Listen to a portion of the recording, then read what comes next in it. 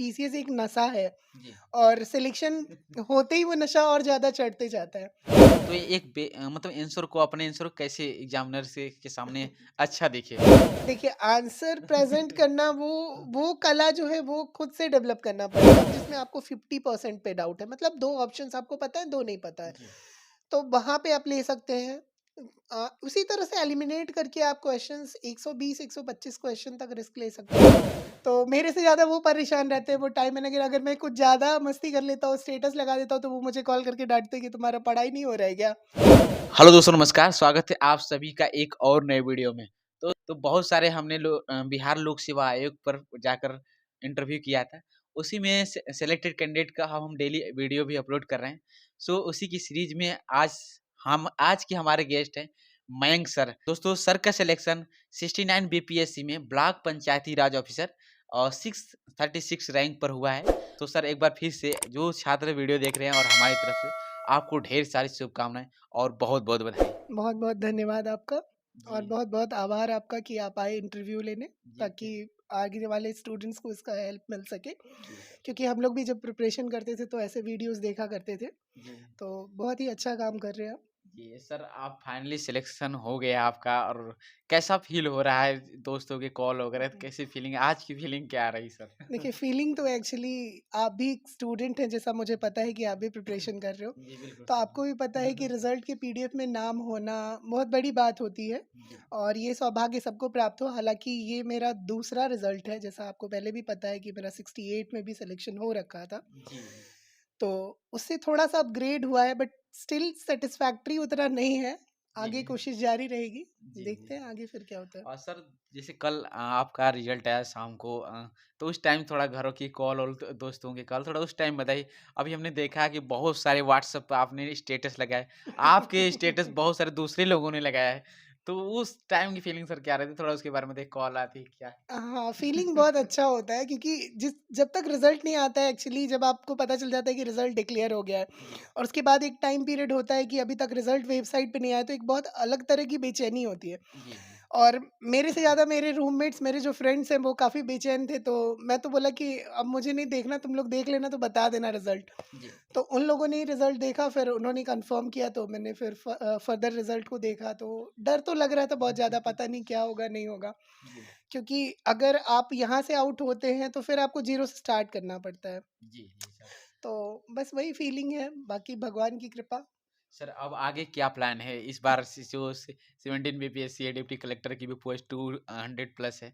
तो आगे क्या प्लान है? देना है, तैयारी करनी है या फिर अभी ऑब्वियसली देना तो है ही, क्योंकि जी, आपको भी पता है कि पीसीएस एक नशा है जी। और सिलेक्शन होते ही वो नशा और ज़्यादा चढ़ते जाता है। जी, तो जी। बस वही नशा चढ़ते जा रहा है और देखते हैं आगे भगवान की कृपा कहाँ तक जाती है। जी, बिल्कुल सर। कोशिश करके देखना है, बाकी तो समय ही बताएगा। जी। सर हम एक बार फिर से जानना चाहेंगे कि आपका अभी तक एजुकेशन बैकग्राउंड क्या रहा? और अभी तक आपने क्या एकेडमिक मतलब शिक्षाएँ प्राप्त किया? बिल्कुल, बिल्कुल। जैसे मेरा प्राइमरी एजुकेशन से लेके पोस्ट ग्रेजुएशन तक ये काफ़ी मतलब थोड़ा इंटरेस्टिंग भी है, लोगों को जानना ज़रूरी है क्योंकि लोग सोचते हैं कि आप छोटे शहरों से नहीं निकल सकते। जी। तो मेरा एजुकेशन जो है प्राइमरी लेवल से पोस्ट ग्रेजुएशन तक वो मुज़फ़्फ़रपुर सिटी से हुआ है, जो लीची सिटी के नाम से भी फ़ेमस है, जी। ऑल ओवर वर्ल्ड और इंडिया में। हुँ। तो मेरा जैसे प्राइमरी एजुकेशन तो कोचिंग जो होता है, मतलब प्रिपरेशन कराते हैं कॉम्पिटिटिव एग्ज़ाम्स का, लाइक आरकेएमबी और बाकी जगह का, तो वहाँ पे हुआ। फिर 7 से लेके 12th क्लास तक मेरा education DAV public school Bakhri से हुआ है। जी, लेटर ऑन मेरा सिलेक्शन हो गया था, बीसीईसी कंबाइंड एग्ज़ाम होता था उस समय। जी, तो उस वक़्त मेरा सिलेक्शन हुआ था, तो मैकेनिकल इंजीनियरिंग में मैंने बीटेक किया है एमआईटी मुज़फ़्फ़रपुर से जी सर। एंड देन ऑनवर्ड्स मैंने थर्मल इंजीनियरिंग में एमटेक का डिग्री लिया है। जी। तो ये मेरा जर्नी था पोस्ट ग्रेजुएशन तक। जी, बिल्कुल। सर जानना चाहेंगे आपसे कि मतलब कब से आपने मतलब आपके मन में आया फिर कोई आपकी फैमिली का ड्रीम था कि सिविल सर्विसेज में जाना है, कब से आपने तैयारी स्टार्ट किया? देखिए बिहार में पैदा लिए तो यूपीएससी तो हमारे खून में है, यूपीएससी, बीपीएससी। जी, क्योंकि ये रहता है कि बीपीएससी और यूपीएससी करना है और ड्रीम तो था, ड्रीम जैसे मेरे ग्रैंड पेरेंट्स का भी ड्रीम था जी, और मेरे छोटे वाले मामा जी का स्पेशल है, वो अभी भी प्रोवोक करते हैं कि नहीं यूपीएससी का भी ट्राई करो, you ji, can do it. तो मेरे से ज़्यादा वो परेशान रहते हैं वो टाइम मैनेजर। अगर मैं कुछ ज़्यादा मस्ती कर लेता हूँ, स्टेटस लगा देता हूँ, तो वो मुझे कॉल करके डाँटते हैं कि तुम्हारा पढ़ाई नहीं हो रहा है क्या? जी। जॉब हो गया है तो पढ़ाई छोड़ दी हो क्या? तो जी, लाइकवाइज़ और पूरे फैमिली का सपोर्ट था। जी, जैसे कि सौभाग्य प्राप्त है कि मुझे ननिहाल परिवार का भी सपोर्ट मिला जी सर। और मतलब अंकल, आंटी, उसके बाद आपको मतलब बुआ, फूफा जी सबका बहुत ज़्यादा सपोर्ट मिला। जी। सर आपका इस एग्ज़ाम में मीडियम क्या रहा है? और थोड़ा-सा ये जानना चाहेंगे कि कोई कोचिंग लिए थे या फिर सेल्फ स्टडी से आपने ये सफलता प्राप्त की है? नहीं, एक्चुअली मैं कोई कोचिंग वैसा पर्टिकुलरली नहीं लिया था और सेल्फ स्टडी ही है। हाँ, जो फ्री कोर्सेज़ अवेलेबल हैं जी, वो मैंने फ़ॉलो किया है। जैसे कि मेंस के टाइम में परफेक्शन आईएएस का मेंस एनालाइज़र जो है वो मुझे अच्छा लगता है जी, और मेरी जो मीडियम है वो इंग्लिश रही है। उसके अलावा कुछ और भी पर्टिकुलर चैनल्स हैं, जैसे क्रैक नाउ करके एक चैनल है, पंकज भैया हैं वो दिल्ली में, वो जी, करते तो उन्होंने भी सपोर्ट किया था। जी, फिर और भी कुछ-कुछ पर्टिकुलर चैनल्स हैं, जैसे प्रवीण सर एडुटेरिया वाले, तो उनके भी कुछ वीडियोज़ देखे थे। जी, कुछ कंटेंट उत्कर्ष क्लासेस जोधपुर, गौरव सर को सब जानते हैं, तो ऐसे ही कुछ-कुछ कंटेंट देखा और बाकी जो ट्रेडिशनल बुक्स होते हैं उसको फ़ॉलो किया मैंने। जी। सर अभी हम जानना चाहेंगे कि बहुत सी मात्र 15 से 16 दिन बचा है से 17 78 जो बीपीएससी इस बार होने वाली है और सबसे मोटिवेशन की बात ये है कि इस बार हमको लगता है कि बीपीएससी में पहली बार इतनी ज़्यादा पोस्टें हैं। तो 2035 टोटल पोस्ट है। तो प्रीलिम्स कैसे क्वालिफाई किया जाए? बहुत सारे छात्र प्रीलिम्स का एक चैलेंजिंग फेस मानते हैं। तो प्रीलिम्स में अपनी जगह कैसे और लास्ट समय में कैसे तैयारी किया जाए सर? देखिए, बात तो क्या सही है, तरीका ये हो? बीपीएससी के इतिहास की बहुत बड़ी वैकेंसी है जी, और बिहार के कैंडिडेट्स को मैं यही कहूँगा कि गवर्नमेंट ने आपको मौका दिया है, इतना बड़ा वैकेंसी आया है, तो आप उसका पूरा फ़ायदा उठाएँ और जितना भी टाइम बचा है, उसमें अब नया पढ़ने का तो कुछ है नहीं। जी, जी, अब जितना ज़्यादा से ज़्यादा हो चुका है, क्योंकि आपको जितना जो सीरियस कैंडिडेट हैं, वो अभी तक बहुत कुछ पढ़ चुके हैं। जी, तो वो लास्ट मोमेंट पे जितना हो सके रिवाइज़ करें और टेस्ट लगा लें और टेस्ट जो है वो मेरा ये सजेशन है कि वो आखिरी के वीक में टेस्ट ना दें। जी, टेस्ट 1 वीक पहले तक जो टेस्ट है वो दे लें जी, और प्रीलिम्स एक चैलेंजिंग फ़ेज़ डेफ़िनिटली है। जी, तो प्रीलिम्स के लिए वही है, प्रैक्टिस, पेशेंस, पंक्चुअलिटी, जी, वो सक्सेस मंत्रा है। तो आप ये देखो, प्रीवियस ईयर क्वेश्चन को एनालाइज़ कर लो। प्रीवियस ईयर क्वेश्चन से यहाँ मतलब हो जाता है, स्पेशली 68 और 69 बीपीएससी का क्वेश्चन देख लो। जी, क्योंकि पैटर्न बहुत ड्रास्टिकली चेंज हुआ है और पैटर्न बहुत काफ़ी पीसीएस फ्रेंडली हो गया। पहले पैटर्न था कि वन लाइनर बहुत सारे नॉन सीरियस कैंडिडेट्स भी आ जाते थे, तो थैंक्स टू द चेयरमैन और जो चल रहा है सिस्टम वो बहुत अच्छा, उसमें बहुत जो गलतियाँ थी उसमें सुधार हुआ है। जी, जी, तो इन सब चीज़ों पे ध्यान दिया गया है, तो स्टूडेंट्स को यही कहेंगे कि वो डेप्थ में स्टडी करें, जैसे चीज़ों को इन डिटेल्स पढ़ें। लाइक पहले था कि आप कॉन्सेप्ट बेस्ड स्टडी नहीं करते तो चीज़ें वही आ रही हैं, ऐसा नहीं कि क्वेश्चन बहुत ज़्यादा बदल गया है। जी, फॉर एन एग्जांपल, जैसे कुछ क्वेश्चन है कि वो सिंगल वन लाइनर नहीं पूछ के कि कौन सा यूनिवर्सिटी किसने बनाया था, किस किंग ने बनाया था, उस क्वेश्चन को मल्टीपल स्टेटमेंट बना देते हैं जी, बिल्कुल। और उसमें चीज़ों को इंटरचेंज कर देते हैं। जैसे पहले पूछा जाता था कि for an example, king Harshvardhan के टाइम में कौन से ट्रैवलर आए थे। जी, तो अब क्वेश्चन ये नहीं आता है कि कौन से ट्रैवलर आए थे। अब क्वेश्चन ये आता है वहाँ पे कि या तो मैच द फॉलोइंग आ जाएगा, ताकि जी, आपको थोड़ा डिटेल नॉलेज होना चाहिए, बिल्कुल सर। या फिर वो थोड़ा-सा स्टेटमेंट में आपको फँसाएँगे। तो स्टेटमेंट बेस्ड क्वेश्चन है तो it's not a very big thing. जी, बस आपको थोड़ा पेशेंस रखना पड़ेगा, चीज़ों को आप कर सकते हैं। जी। सर थोड़ा-सा हम जानना चाहेंगे कि बीपीएससी जो प्रीलिम्स में उसके लिए क्या रिसोर्सेज़ आपने फ़ॉलो किया था? थोड़ा हमें डिटेल में जैसे हिस्ट्री, पॉलिटी, ज्योग्राफी और जो बिहार स्पेशल है और करंट अफेयर्स के थोड़ा इसके बारे में हमें जान हाँ, बिल्कुल, मैं प्रीलिम्स का स्ट्रैटेजी आपको क्लियर कट बता दूँ, जैसे कि मैंने बोला कि प्रीवियस ईयर क्वेश्चंस, जी, तो हिस्ट्री का एक बहुत अच्छा वेटेज है। जी, हिस्ट्री जी। में भी मॉडर्न हिस्ट्री मॉडर्न बहुत हिस्ट्री। अच्छा खासा आता है। तो आप हिस्ट्री को अच्छे से कवर कर लें, आप साइंस को अच्छे से कवर कर लें और साइंस से मतलब अब सिर्फ़ ट्रेडिशनल साइंस नहीं है, साइंस एंड टेक्नोलॉजी। जी, तो टेक जो है मतलब रीसेंट टेक्नोलॉजी जो आ रही हैं, जैसे नैनो टेक्नोलॉजी, बायोटेक्नोलॉजी, या फिर अभी एआई का जो नया एक वर्ल्ड क्रिएट हुआ है। हुँ, तो आर्टिफिशियल इंटेलिजेंस क्या है, अभी डिजिटल अरेस्ट और बाकी ऐसी बहुत सारी टर्म्स आ रही हैं। जी, जैसे इंटरव्यूज़ में भी पूछा गया था इस टाइप का क्वेश्चन। जी, तो इन सब चीज़ों पे आपको फ़ोकस करना पड़ेगा और उसके लिए आपको डेली एडिटोरियल्स पढ़ने पड़ेंगे। जी, आप या तो इंग्लिश मीडियम का कोई एक न्यूज़पेपर जो बढ़िया है वो पढ़ो, या हिंदी मीडियम का कोई बढ़िया एक न्यूज़पेपर पढ़ो। जी, जो रेप्यूटेड न्यूज़पेपर है वो सबको पता है। जी, तो कोई भी एक सोर्स फ़ॉलो कर लो। उसके बाद ट्रेडिशनल बुक्स हैं, यूपीएससी प्रीवियस ईयर क्वेश्चंस कुछ हद तक आप लगा सकते हो। जी, उससे आपका कॉन्फिडेंस बूस्ट अप होगा, और टेस्ट सीरीज़ लगा सकते हो। जी, बस यही है, एनसीईआरटी का जिस्ट पढ़ लो। जी। सर एनसीईआरटी में कुछ सजेशन करना चाहेंगे? जैसे एनसीईआरटी में बहुत सारी बुकें हैं, 11th क्लास की, 10th वाली कॉन्स्टिट्यूशन की, जैसे कुछ स्पेसिफिक सब्जेक्ट जैसे लाइक ज्योग्राफी के लिए जो ज़रूरी है, मस्ट है, तो उसमें एनसीईआरटी में तो बहुत सारी होती है, लेकिन जो स्पेशल हो। देखिए, ज्योग्राफी में तो कहा जाता है कि 6 से 12 का पर्टिकुलरली एनसीईआरटी पढ़ना पड़ता है। जी, लेकिन अगर आप 6 से 12 का नहीं पढ़ पा रहे तो आप 11-12 का एटलीस्ट ज़रूर पढ़ लीजिए, जी, एटलीस्ट उसका जिस्ट पढ़ लीजिए, जी, ठीक है? और बाकी सब्जेक्ट्स भी उसी हिसाब से आप कर लें। घटना अगर आपको ज़्यादा समय नहीं मिल रहा है, तो आप घटना चक्र देख लें हिस्ट्री का, पॉलिटी का आप घटना चक्र देख लें। जी, साइंस में तो आपको एडिटोरियल्स करने पड़ेंगे, साइंस में कोई अच्छी मैगज़ीन पढ़नी पड़ेगी, जैसे दृष्टि का भी साइंस का रिसेंट अपडेट्स होता है, तो दृष्टि का कोई मैगज़ीन आप देख लीजिए, परफेक्शन आइज़ देख लीजिए, जी, ये जी। सब आप कर सकते हो। जी सर, अभी आप प्रीलिम्स में थोड़ा ये बताया जैसे साइंस का टेक और मॉडर्न हिस्ट्री का रोल ज़्यादा है। थोड़ा सर ज्योग्राफी और पॉलिटी और एक सेक्शन होता है बिहार स्पेशल, थोड़ा इसके लिए बताइए? बिहार स्पेशल के लिए तो देखिए 2-3 बुक काफ़ी फ़ेमस हैं, जैसे एक इम्तियाज़ अहमद सर की बुक है, जी। उसके बाद क्राउन पब्लिकेशन की बुक है, और केबीसी नैनो है। इनसे में से कोई भी एक बुक आप पढ़ लीजिए, कोई जी, भी सर एक आपने बुक। क्या प्रेफ़र किया था? एक्चुअली मैं केबीसी नैनो और इम्तियाज़ अहमद दोनों, इम्तियाज़ अहमद सर का ऑब्जेक्टिव वाली बुक मैं पढ़ता था और केबीसी नैनो सब्जेक्टिव पढ़ता था। जी।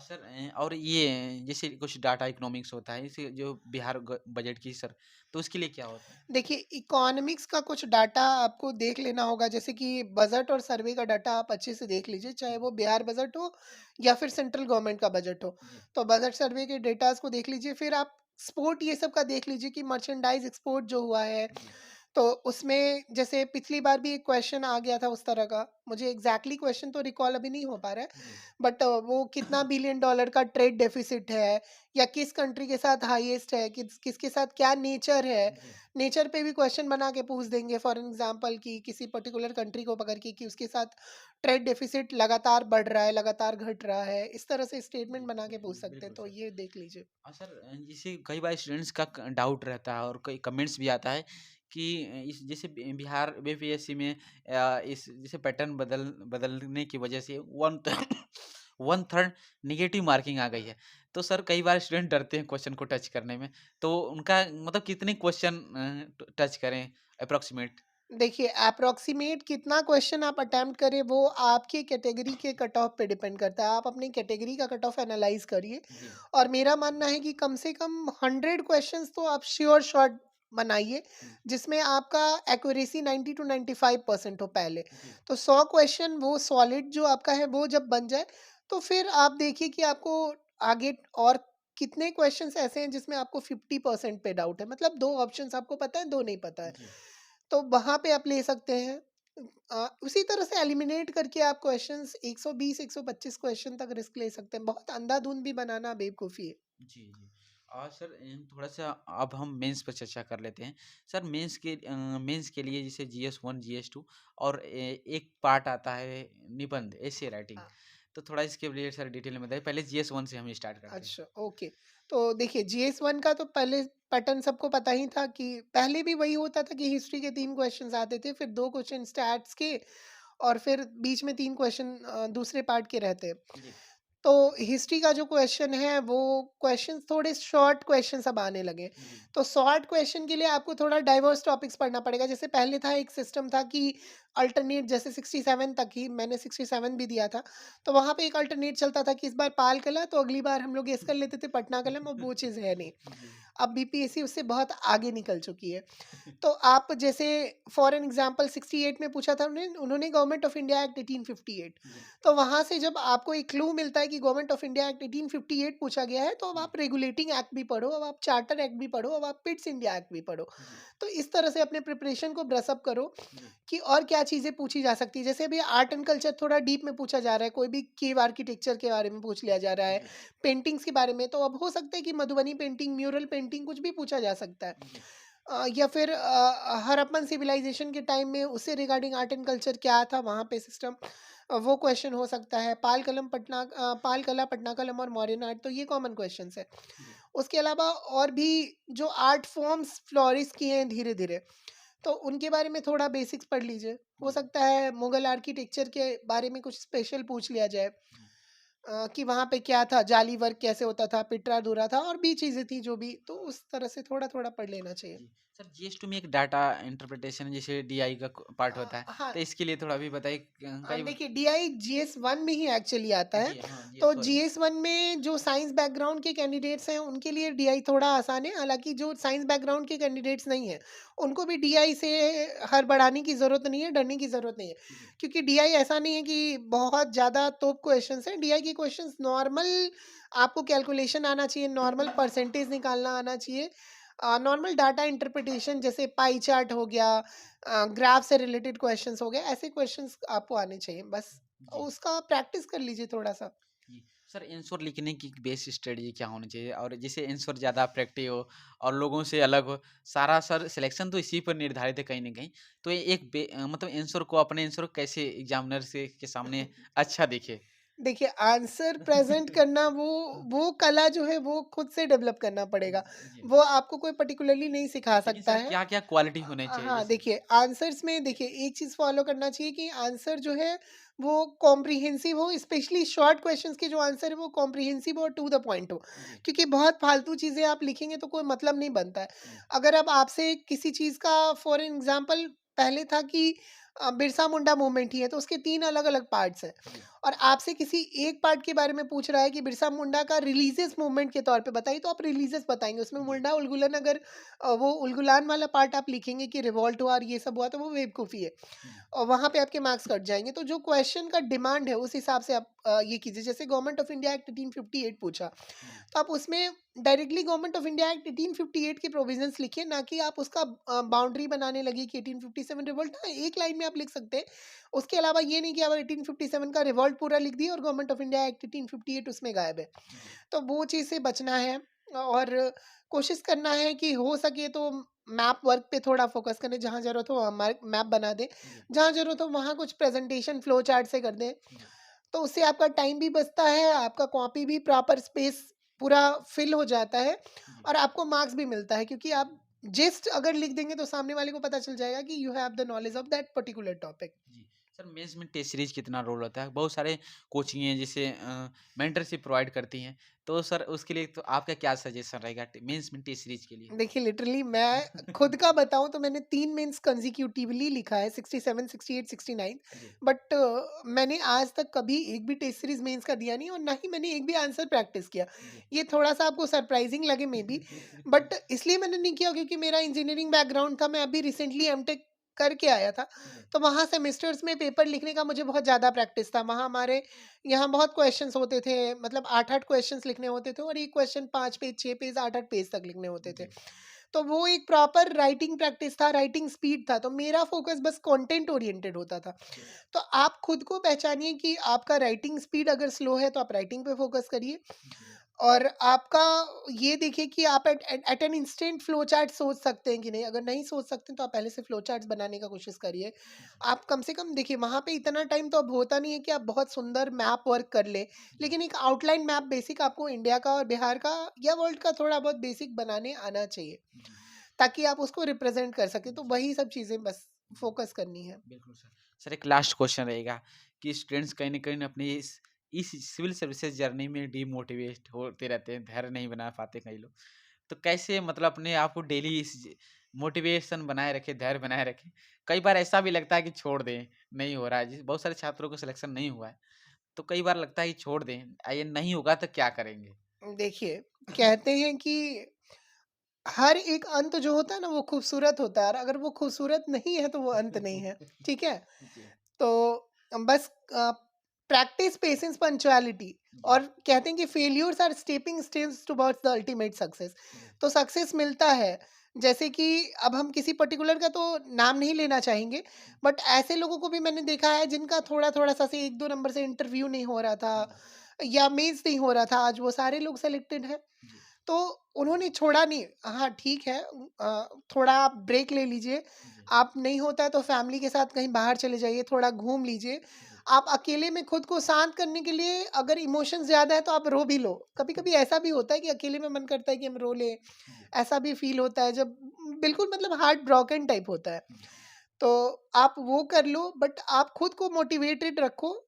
आप जैसे कोट्स पढ़ो, मोटिवेशनल सॉन्ग सुनो, मोटिवेशनल स्पीकर्स को सुनो, सोनू शर्मा है, जी, और भी मोटिवेशनल स्पीकर्स हैं, जी, तो आप उनको सुनो।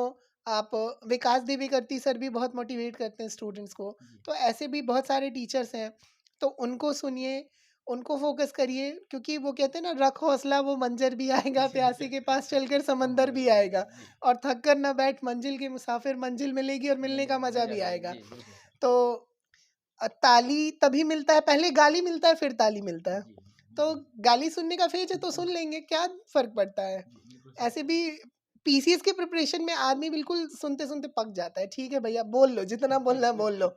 जी, बढ़िया। सर थोड़ा-सा हम जानना चाहेंगे कि इस फ़ील्ड में, इस जर्नी में, सिविल सर्विसेज़ में दोस्तों का कितना रोल रहता है? और जैसे कि ये दोनों लोग आए तभी तो बहुत बहुत सारी खुशियाँ मना रहे थे, हमसे भी बहुत सारी चीज़ें बात हुई।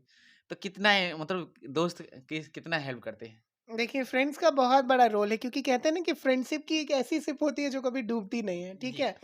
तो बराबर। फ्रेंडशिप इतनी अच्छी चीज़ है ना कि वो आपको बहुत ज़्यादा मोटिवेट करते हैं। जी, और जब आप बहुत ज़्यादा कष्ट में होते हैं ना, स्पेशली जब प्रिपरेशन फेज़ में होते हैं, तो जी, फ्रेंड्स बताइए। भी ही एक-दूसरे को मोटिवेट करते हैं। हुँ, हुँ।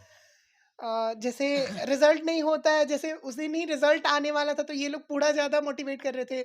इस बार तो पहले से मैं बहुत ज़्यादा डरा हुआ था कि रिज़ल्ट क्या होगा। जी। तो ये लोग पूरा दिन भर मुझे पका रहे थे कि रिज़ल्ट तो तुम्हारा हो ही रहा है, लिख दिए। एक मेरा फ्रेंड है प्रकाश, उसने तो चैलेंज लगा लिया, जी। और मैंने भी लगा दिया। मुझे क्या पता था कि रिज़ल्ट हो जाएगा, मुझे 1000 का नुकसान भी हो गया। जिनका बहुत ज़्यादा रोल है, उनको जी, मैं ज़रूर मेंशन करना चाहूँगा। जी, बिल्कुल। जैसे अमित भैया हैं, आनंद सर हैं, जी, पंकज भैया हैं, उसके बाद आदित्य नारायण, उन लोगों का बहुत ज़्यादा रोल था, ऋषु, विवेक, और भी मेरे बहुत सारे कॉलेज के भी फ्रेंड्स हैं, और मेरे ऑफ़िस के भी कलीग हैं, बहुत अच्छा माहौल है वहाँ पे। जी, बिल्कुल। मेरे बहुत सारे दोस्त हैं, मेरे सारे फ्रेंड्स बहुत ज़्यादा कोऑपरेट किए जी। मुझे इस जर्नी में। जी, थैंक यू सर। और दोस्तों, एक अच्छा दोस्त अगर ज़्यादा नहीं तो एक बेस्ट फ्रेंड आपकी लाइफ में होना अति आवश्यक है। वीडियो कैसा लगा? सर ने एक-एक चीज़ें सभी करके प्री, मेंस और जो एसे राइटिंग हो, चाहे नेगेटिव मार्किंग हो, चाहे आपको ऑप्शनल एलिमिनेट करने की प्रक्रिया, सारी चीज़ें एकदम ईज़ी फॉर्म में आपको समझाया। आई होप कि ये वीडियो आपको काफ़ी पसंद आएगा। कोई भी क्वेरी हो तो आप हमें कमेंट्स बॉक्स में सजेस्ट कर सकते हैं। तो मिलते हैं किसी नए वीडियो के साथ, तब तक के लिए जय हिंद, वंदे मातरम।